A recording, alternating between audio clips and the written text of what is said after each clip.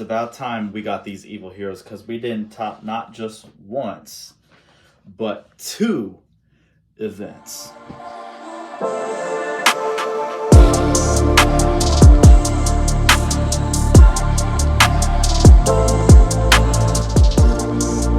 What's going on, YouTube? It's your boy Trinity, and well, we went to 2 Supreme Darkness sneak peek events, and your boy topped both of them with the new Evil Hero support. I gotta say, I'm really excited for this format. These cards are freaking amazing. It's always wonderful when you play and like everybody's like, because people play me a lot at locals, you know, and when I do play heroes, they're like, I'm just starting to learn, and now it's like I have even more cards to learn. I'm just like, yeah, and I've been practicing for months. So before we get started with today's deck profile, if you would destroy that thumbs up button for me, hit the subscribe button today if you are new, and I'll just quick update for the regional I did. I took Pure U Bell with, you know, just a slight Unchained engine.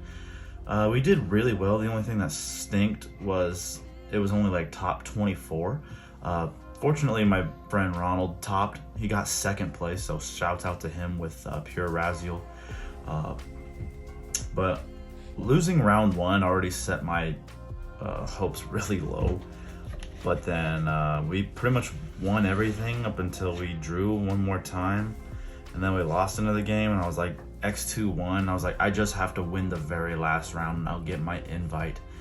And then I lost, so it just really sucked. But then the back-to-back topping sneak peek events just made me feel a little bit better, and my locals is actually hosting another regional in March, and we'll be taking heroes or possibly ancient gears due to statue being out at the time.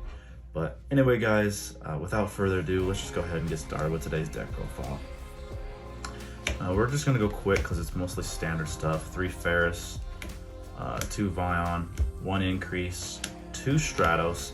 Stratos is now a 1-card combo now, considering with the new Adusted Gold, like not new Adusted Gold, but with the new Adusted Gold lines that you can have, you no longer really need 2 cards with Stratos anymore. So if you don't have access to just Ferris with another hero, Stratos just goes Adusted Gold, and then you just go your evil hero routes. And then, you know, you'll be able to pitch Shadow Mist off the Doom Prism, and then that can potentially get you to your Ferris lines when you use the Infernal Rider to search for Neos, and then you can just do your Vision Hero plays from there. So phenomenal that now this card is basically just a 1-card combo. 1 missed because 2 is not really necessary anymore. You really just needed to dump with the you're gonna have access to Shadow Mist, so not hoping to just see it in your hand with Ferris. There's plenty of ways to get it in the graveyard now, either searching it with Stratos, dumping it with the Doom Prism, searching it with Rhoda, or dumping it with Foolish Burial. You're gonna see Shadow Mist. And then last, of course, for the Elemental Heroes, we have the one and only Neos. Destiny Hero package, pretty standard. 1 Plasma, triple Malicious, and then just Denier. And then for Evil Heroes, 2 Adusted Gold. If you're playing Pure, then you'd want to play 3. Just 1 Doom Prison. This is practically just like a pretty standard build that everybody's just been testing with. 1 Necrom and 1 Infernal Rider. And then as for just hand traps, pretty standard too, just triple Fualos.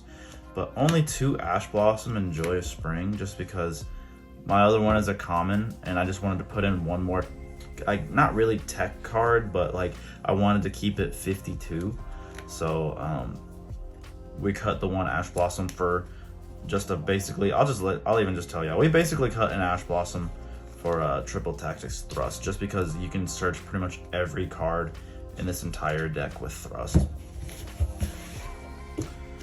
And then now for our spells, all our consistency stuff. Hero Lives, 1 card combo now. Triple Evil Assault, Fusion Destiny triple, 1 Rhoda, 1 Foolish Burial. And then as for our fusions, 1 Polymerization, 1 Miracle, 1 Dark Fusion, 1 Dark Contact, 1 Super Polymerization, and 1 mass change. I will say the deck was different from my Friday sneak peek compared to my Sunday one, because I didn't have access to 3 evil assaults on Friday, and I don't think I had an addition. I don't even think I played Thrust that day either, and I think I did play Triple Ash Blossom that day, but Sunday was like the main one where I was like, okay, I've got the full deck and we're gonna just test it with our full power. And then as for just board breakers, just triple droplet, 1 called by the grave, and then the 1 triple tactics thrust, just like I mentioned earlier.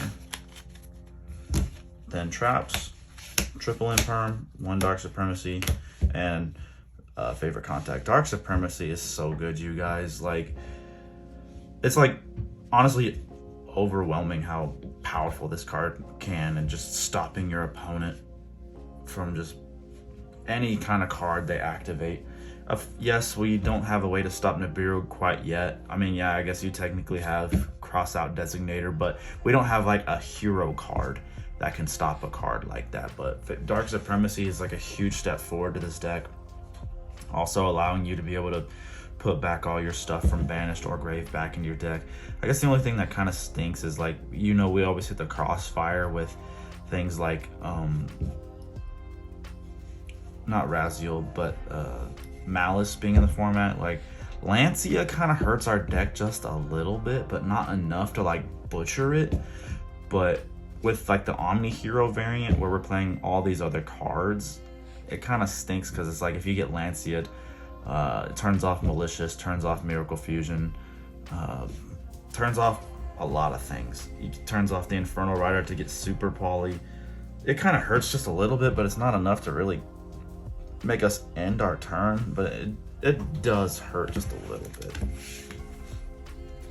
And then moving on to the extra deck, we're only playing 3 Link monsters now: 1 Infernal Divisor, 1 Wonder Driver, and 1 Cross Crusader, just because now you can literally put them all back in your deck with the Dark Supremacy. So now you just really can just limit what you play in your extra deck. Elemental Heroes: Sunrise, Infernal Rage, double wake up your Elemental Hero, and then 1 Shiny Neo Swingman. Masked Heroes, just the 1 Dark Law.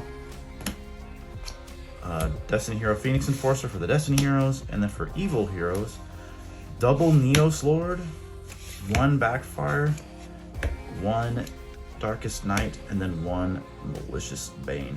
I will say, out of all the days, I think the 2 MVPs of the entire 2 events were both Darkest Night and Neos Lord. Neos Lord is just so good at just honestly just controlling the, like, if you're both in like a, I guess, no, not really both in a simple game state.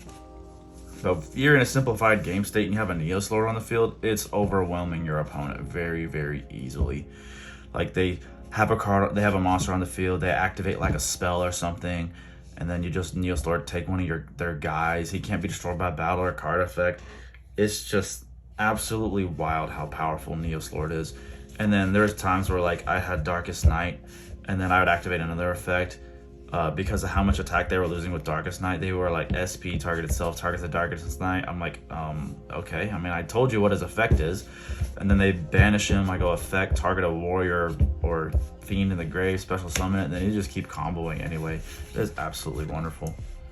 I would go over side deck, but I usually only go over side deck for big events because side decking is mostly personal preference.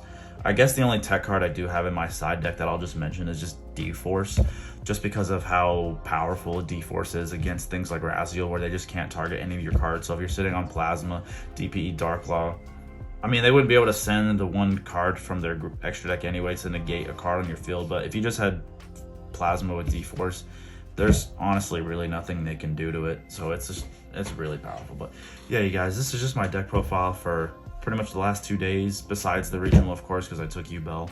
But of course, I'm gonna just be doing some more spicy things in the future. But at the moment, because since we have, you know, Orlando happening in practically a week, I really want to focus on playing as competitive as possible. Either we're gonna take this, or honestly, that one Jaden BR list with Evil Hero Fiendsmith, I was able to borrow a Fiendsmith core from a buddy of mine. Shouts out to Holden Box for letting me borrow that. We're probably gonna play that because, man, that's all I saw at the regional was Fiendsmith, and it's just overwhelmingly powerful. And I'm like, man, and I can play heroes in it too. So I can play a strategy that I'm really comfortable with, and then a strategy that I'm pretty familiar with just because of Fiendsmith U-Bell. But yeah, if you guys need to see some combos with this, feel free to let me know down in the comment section below. Destroy that thumbs up button for me yet once again. I really appreciate all your guys' support and your patience for me coming back into the game. And yeah, this is gonna be your boy Trinity signing out, and I will see you guys in the next video.